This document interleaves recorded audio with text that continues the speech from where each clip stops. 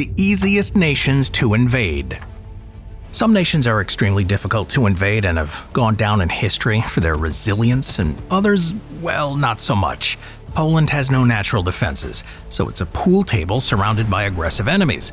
Iceland has no military to speak of, and Denmark's performance in past conflicts is generously described as underwhelming. It lasted just one day until it surrendered to the Germans in World War II. Should a war break out, these nations would be in for one heck of a wake-up call. For these examples, it's going to be assumed that these nations have no allies to call upon, and will have to stand against the aggressor on their own.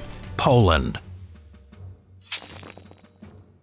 Poland's long history consists of constant invasions and conquests by foreign powers. Unlike other nations on this list, Poland isn't a small nation, and it's got a long military tradition, including such awesome formations as the Winged Hussars Heavy Cavalry, which have earned a legendary reputation. In spite of these factors, it's often found itself at the mercy of others. Poland, unfortunately, is situated in a hostile neighborhood, located at the crossroads of north, south, east, and west. Expansionist powers looking to increase territory or bat a buffer zone against rivals have hungrily eyed Poland for centuries. The history of Poland is a who's who of world powers all vying for control of the region, including but in no way limited to the Huns, Bohemians, Avars, Vikings, Ottomans, the Swedish Empire, the Russian Empire, Napoleonic France, Austria, and their perpetual foe Germany in the form of the Holy Roman Empire, Teutonic Knights, the German Empire, and the Third Reich.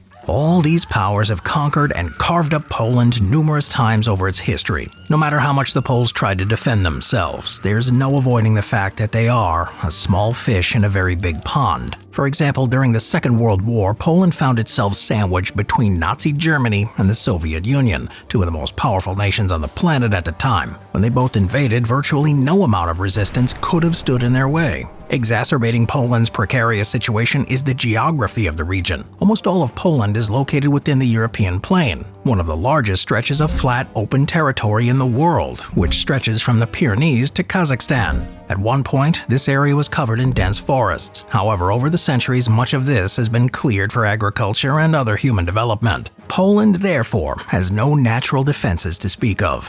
There are no mountain ranges guarding its borders, and no great rivers to stop an enemy's advance. Any foe determined on conquering Polish territory can simply walk across the borders without having to worry about environmental factors. This is similar to Russia, which is widely regarded as one of the most difficult nations in the world to invade.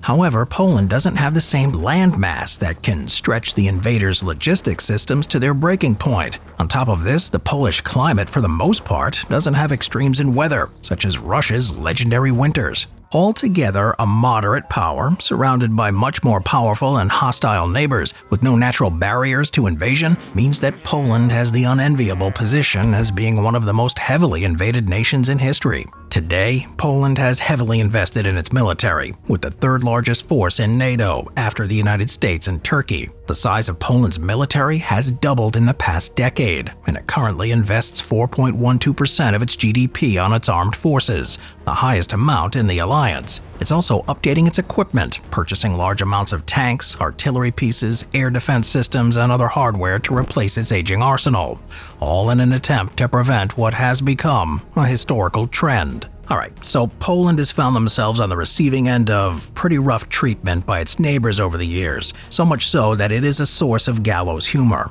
One upside, though, is that this extensive military history of Poland fighting against the odds has given the world the subject of plenty of Sabaton songs.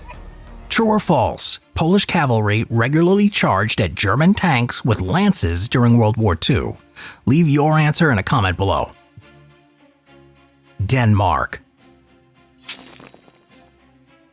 During the Second World War, the Nazi war machine stormed over all opposition, conquering Poland, France, Yugoslavia, and others in short order. For the small Scandinavian nation of Denmark, the German invasion was particularly swift. There are many reasons for this, even though Denmark was a neutral nation. It was an ideal staging ground for the planned invasion of Norway, which would deny the Allies access to the Scandinavian nation. Control over Denmark would also keep the trade routes bringing Swedish resources across the Baltic Sea open. On April 9, 1940, the Wehrmacht launched its attack against Denmark, including the first airborne operation in history, when paratroopers landed on the unarmed fortress of Medneso. There was some resistance by the army, but the Navy wasn't even put on alert and was caught totally off guard. By the end of the day, Denmark had surrendered, its meager forces told to stand down to avoid being annihilated. There was no chance for Denmark to have survived the German onslaught in any meaningful way. Germany was one of the largest and most powerful nations in Europe at the time, whereas Denmark had a small population of less than 4 million citizens. At the time of the invasion, their army only consisted of about 14,000 men, of whom around 8,000 had only been conscripted less than 2 months prior. Their navy consisted of 2 coastal patrol craft, and their air force had around 50 planes, which were all outdated. Furthermore, the Danes were also inexperienced, having last fought a war against Prussia a century earlier in 1864. Geography also worked against the Danes. Denmark shares a 42-mile border with Germany, which meant that the Wehrmacht didn't need to maintain an extensive logistics network. The nation is also lacking in any geographic features that would make an invasion difficult. It's flat, open terrain with no large rivers, mountains, swamps, or any other boundaries to speak of. Denmark does consist of hundreds of islands, though most of these are uninhabited, and none are particularly defensible. Overwhelming German force was able to simply enter the country and conquer it in a matter of about 3 hours. The Danish authorities surrendered in the face of this onslaught in order to prevent the shedding of more blood. In the years since the ending of the conflict, questions have been raised about what would have happened if the Danes had been more prepared. But given the massive disparity in power between Denmark and Germany, few, if any, believe that Denmark would have been able to stem the Nazi tide.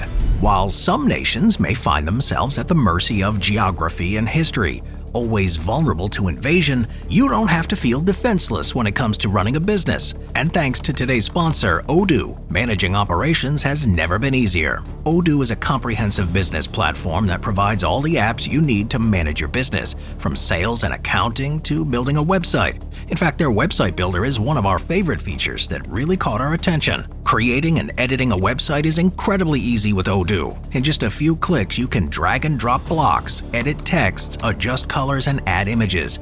Everything is fully customizable, and with ChatGPT integration, you can tweak the tone of your text or even completely rephrase it. Best of all, Odoo's first app, such as the website app, is completely free forever. This also includes free support and unlimited hosting. Plus, you can claim a 1-year free custom domain by clicking our link in the description below. Thanks, Odoo, for sponsoring. Now, on to Iceland.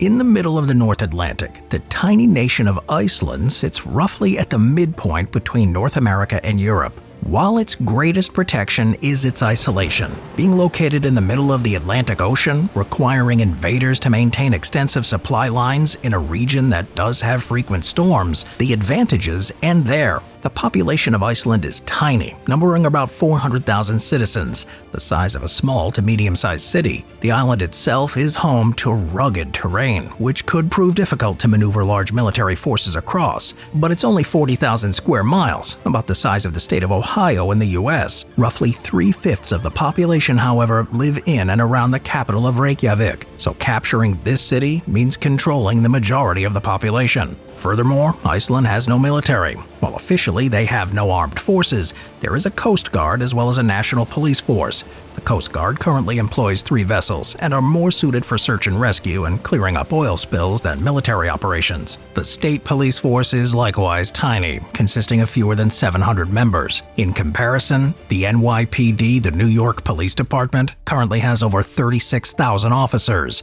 meaning that many large metropolitan police forces have more firepower at their disposal than the entire Icelandic nation can muster. Iceland also lacks an air force and has no artillery, tanks, or heavy weaponry of any kind. Any invasion could sweep over the island with little in the way of resistance. In fact, Iceland was invaded once in history. During the Second World War, Winston Churchill was worried that the island was going to be invaded by Germany and used as a base of operations. Acting swiftly, an expedition was sent to secure the land, which involved 4 ships bringing 746 soldiers into the port at Reykjavik on May 10, 1940. The landing was opposed by a crowd of onlookers. The British officer in charge politely asked the lone police officer there to keep the crowd back so they can disembark. The constable agreed, and the troops landed without incident. The British then captured the post office, leaving a barely comprehensible note in Icelandic on the door. They sent a detachment to secure the local radio station, where they encountered their fiercest resistance, a locked door, which they kicked in when the night watchman was slow in opening it. The next day, the Icelandic Prime Minister officially protested against the invasion of a neutral country,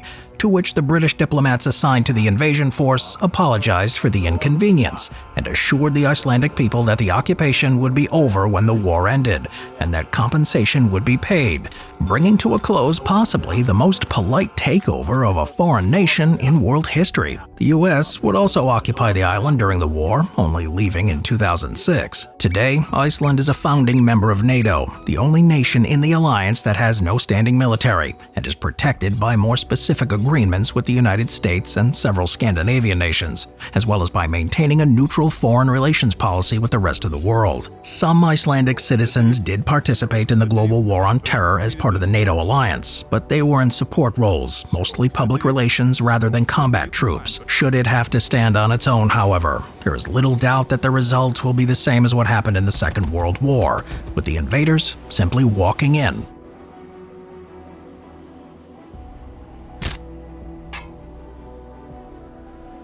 Well, the closest Iceland ever came to an open war was the so-called Cod Wars, which was fought against Great Britain, a NATO ally.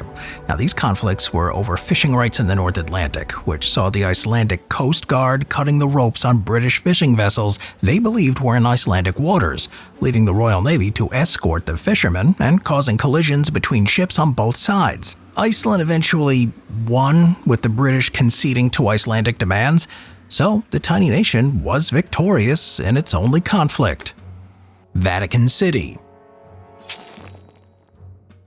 In today's world, there are dozens of small, independent nations whose populations and territory are little more than moderate-sized cities in much larger countries. For the most part, these nations survive through treaties with more powerful neighbors, or by simply not being worth the trouble to invade. Today, the smallest independent nation on the planet is Vatican City, the political center of the Roman Catholic Church, a tiny enclave located in the middle of Rome. Throughout history, large portions of the Italian peninsula were part of the Papal States, though these holdings have diminished over the years, with Vatican City being the only remnant after the Lateran Treaty with Italy was signed in 1929. The Pope, in addition to being the spiritual head of billions of Catholics around the world, is the absolute ruler over the 121 acres of territory, roughly 1/8 the size of New York City's Central Park. Any invader should have no trouble conquering or controlling such a small territory with only the most bare minimum of effort. In addition, the population of Vatican City is minuscule, being less than 1,000,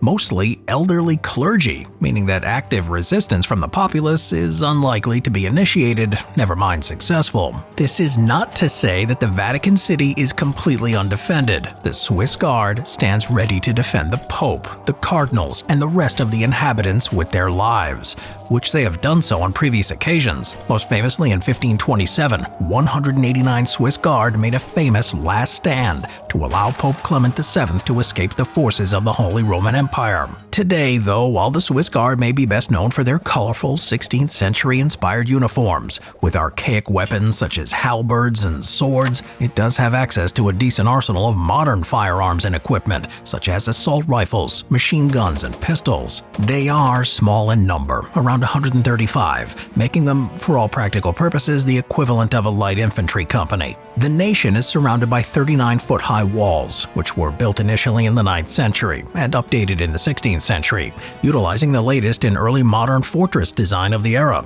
While formidable against early cannons, they could be ground to dust by modern weapons, and the 6 gates around the city are better suited to channel tourists in and out than keep out any invaders. With a tiny population and military, no heavy weapons, no navy or air force or any anti-air capabilities whatsoever, any potential enemy can either drop bombs or bombard it with artillery at will. Vatican City has one other major liability. It's completely dependent on the outside world for supplies. It has no manufacturing facilities, industrial capacity, power generation, farms, water treatment plants, or any other infrastructure, and is entirely reliant on others for these goods and services. Vatican City does operate a hospital, a pediatric hospital for treating children located outside the country in Rome, the only medical facility in the country itself being a pharmacy. Any invader would not actually attack the city directly. They would simply need to besiege the place, which would soon be starved out of provisions in a very short time. In reality, Vatican City is defended by Italy and ultimately NATO. In this hypothetical scenario, however, the world's smallest nation will quickly be overwhelmed by any determined attack, making its fall inevitable and its survival requiring divine intervention. It's actually pretty difficult to get an exact figure of the Vatican's population, and it's in constant flux. You see, citizenship is based on appointment to an office or job inside of Vatican City. The Pope is automatically a citizen, obviously, but the status is also granted to cardinals living in the Vatican, some diplomats, and the Swiss Guard, as well as their families while they stay in the nation. Once their employment ends, their citizenship ends as well. So becoming a citizen is not a matter of birth, but by appointment and changes constantly. Costa Rica. In 1948, the Central American nation of Costa Rica took an unprecedented step. After a civil war, rather than spend limited resources on maintaining a standing military, they simply disbanded Costa Rica's armed forces.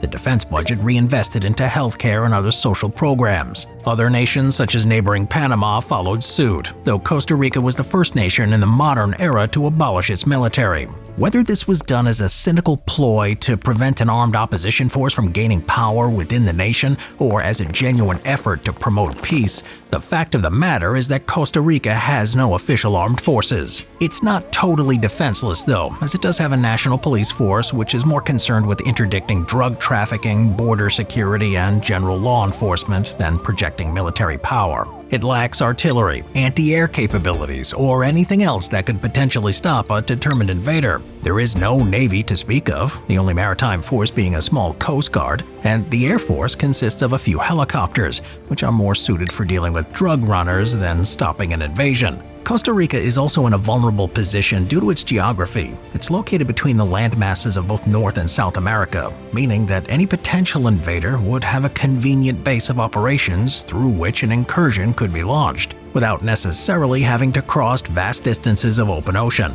Furthermore, the Panama Canal, which connects two great bodies of water, is nearby, allowing rapid transfer of naval forces, which would further complicate any attempt at defending the country. Any invader would have numerous options, being able to attack from multiple directions, launching overland invasions from the north through Nicaragua, from the south through Panama, or launching amphibious invasions along the 800 miles of coast with impunity. Costa Rica is also very small, slightly smaller than the U.S. state of West Virginia, with a population of around 5 million. When the Coast Guard and police force are inevitably swept aside, any sizable invasion force would not have any issue with controlling the nation at large. The geography of Costa Rica may have some potential disadvantages for an invader though. The country is very mountainous, with at least 5 active volcanoes, and is also prone to significant earthquake activity. Much of the country is also made up of dense jungle, with significant portions of land dedicated to wildlife preservation. While this may be difficult to traverse for a large army, this advantage is mitigated by the fact that 83% of the population lives in urban areas. As a result, the invading army doesn't need to actually conquer the entirety of the nation, but rather just a few concentrated urban centers.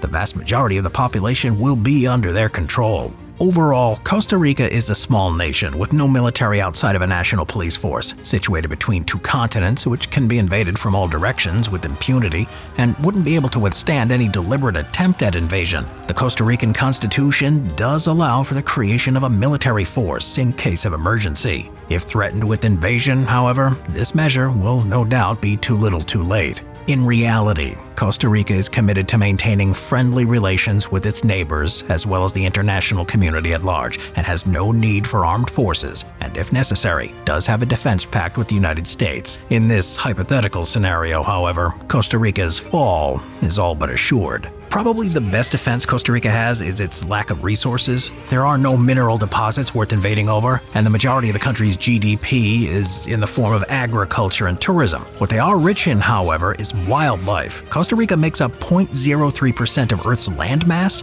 but has over 5% of estimated species on the planet, an incredible amount of biodiversity. More than half of the country is covered in forest, and more than a quarter of the land is dedicated to wildlife and habitat preservation, something that Costa Ricans find much more important than spending money on defense. Whether due to size, political decisions, geography, or just plain bad luck, these are a few nations that would not last long in the face of a determined invader. True or false, Polish cavalry regularly charged German tanks with lances during World War II. This statement is in fact false. The image of Polish cavalry charging German tanks with lances is a widespread myth that doesn't accurately reflect historical events. In reality, 1. Polish cavalry units were equipped with modern weapons, including anti-tank rifles and artillery, not just traditional cavalry arms. 2. They primarily fought as mobile infantry, often dismounting to engage the enemy. And 3. The myth originated from a misinterpreted encounter at the Battle of Krojanty on September 1, 1939,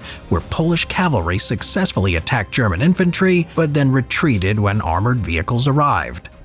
We're reacting to your comments. Here's some of your top comments from our accompanying video, The Hardest Countries to Invade, which you can watch here.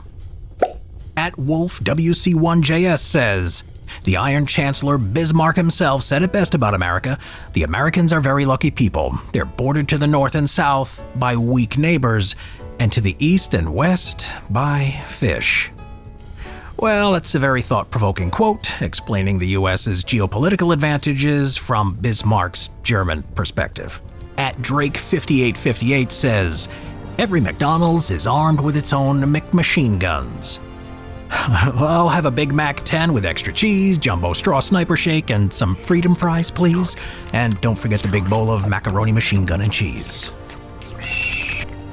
At Twinson1949 comments, the friggin' golden retriever bringing back the M1 Garand while the kids play at shooting each other is exactly what I picture 1960s US. At Duke Jordan 8147 says, I'm not sure that the invaders would survive Florida. Hey, no sane country is going to invade a place filled with crocodiles, hurricanes, and snowbirds. At Skywarp G1X says, a bald eagle dual-wielding assault rifles is the most American thing I've ever seen. At The Gamerator 10 says, when you're neutral, you're Belgium. When you're aggressively neutral, you're Switzerland.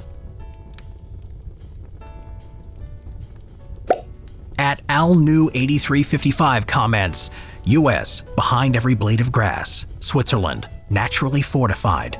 Russia, it's about to get very cold. UK, stiff up a little. Tally ho, mate.